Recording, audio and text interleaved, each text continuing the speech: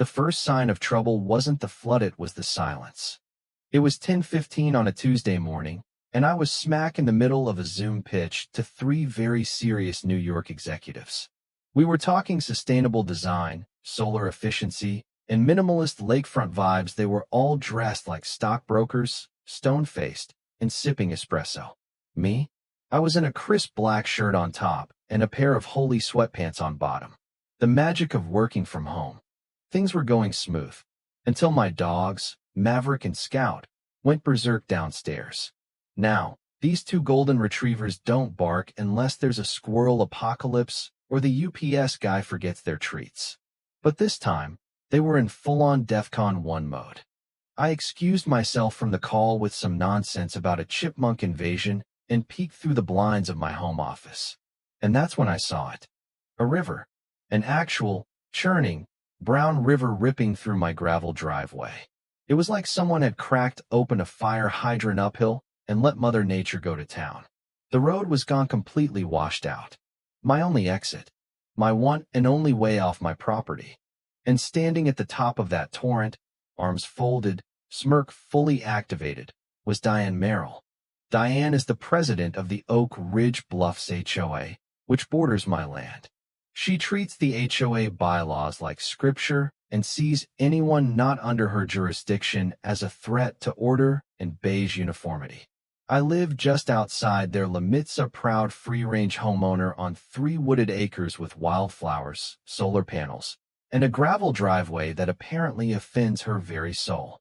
I had gotten an email from her that Saturday, complaining about non-conforming flora along the easement, which she called an eyesore. I had politely replied that the plants were native pollinators, which help local bees. I even included a link to the Audubon Society. Apparently, Diane took that personally, because what I was seeing now wasn't an accident. This wasn't some busted pipe or storm runoff. No, commercial-grade sprinkler system, the kind they use on golf courses, was aimed squarely at my driveway. 5 nozzles blasting nonstop, feeding a man-made flood. It was deliberate. It was petty. And it was war. My first instinct was to call the sheriff. My second was to scream. But what I did instead was grin. Because right then and there, I remembered something in my garage. A ridiculous, beautiful thing I had bought last year after landing a big design job. Something my dad called a midlife crisis on wheels. A 2023 Terra Striker XLT Amphibious ATV. 6 wheels. Fully submersible. Bright orange. And completely street legal. So I marched downstairs, tossed my dogs a treat, and walked into my garage like a man on a mission. The moment I turned the key and that 950 cubic centimeters engine roared to life, I swear Maverick winked at me. I didn't change clothes. I didn't call a lawyer. I didn't even lock my front door. I just drove that glorious orange beast straight through my backyard, down the embankment, and into what I now affectionately call Lake Diane. The ATV hit the water with a splash that soaked my shins and kept floating like a dream. And Diane? Oh, she was watching. She turned, jaw dropping like a cartoon villain, as I waved to her across the flood. Thanks for the shortcut, I shouted, grinning. Really shaves a few minutes off my commute. She screamed something about calling the police. I just kept cruising. When I hit the pavement, I parked right in front of her Topeka mansion, mud dripping dramatically onto her perfect curb. I swung my leg over the seat and looked her dead in the eye. 3 minutes, I said. From my garage to your HOA-approved sidewalk. Not bad for a test run. Her face turned the color of bad rose. 15 minutes later, the cops showed up. Officer Lundy and his rookie partner.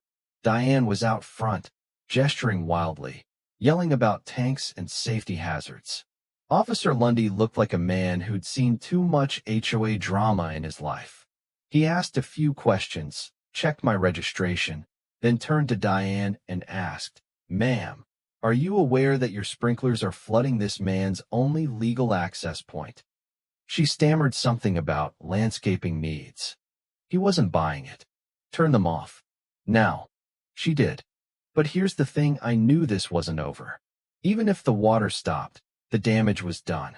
My driveway was a mess. I couldn't keep driving an ATV forever. So that afternoon, I called someone. Jerry Bouchard, a third-generation contractor. A man with forearms like tree trunks and a hatred of bureaucracy only rivaled by mine. I told him the story. He didn't laugh.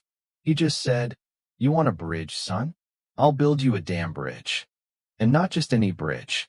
A 20-foot span of reinforced steel, pressure-treated timber, and engineering spite.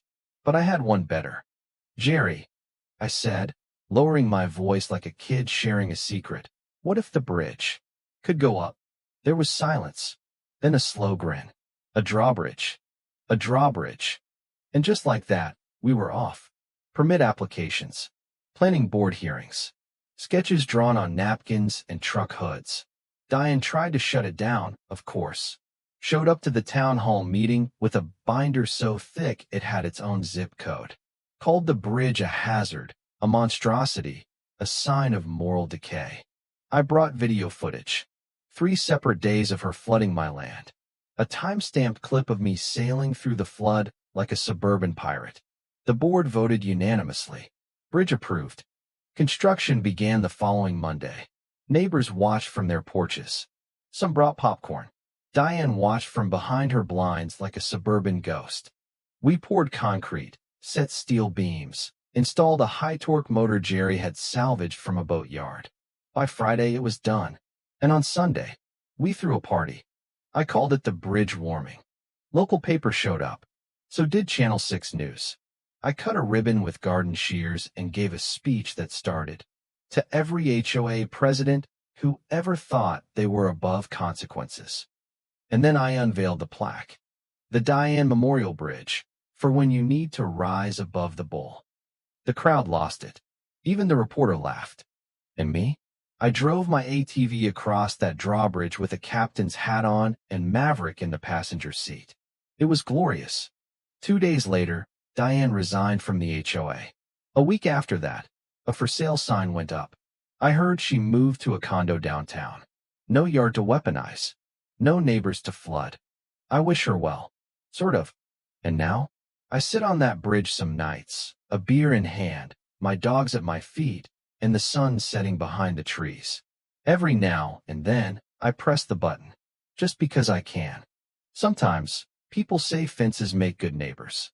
Nah, sometimes you need a drawbridge. And hey, if you've ever dealt with a neighbor like Diane, one of those rulebook warriors with a clipboard and a grudge, drop your story in the comments. Let's hear it. Who knows, maybe we'll design your bridge next.